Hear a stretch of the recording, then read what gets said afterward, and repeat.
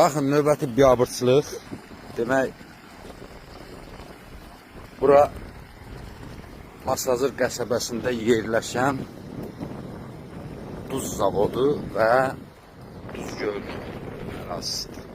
Fikir verin, bax, qarşıda gördüyünüz bax ora duz zavodudur, burada duz gölüdür.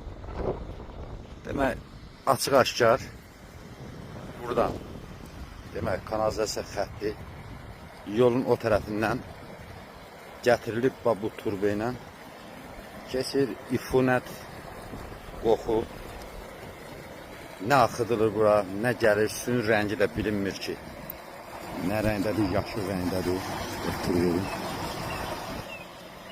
hamısı buradan axıdılır və gedir bizim istifadə etdiyimiz və buradan yığılıb bizlər üçün, yəni istifadə üçün verilən duz gölünə.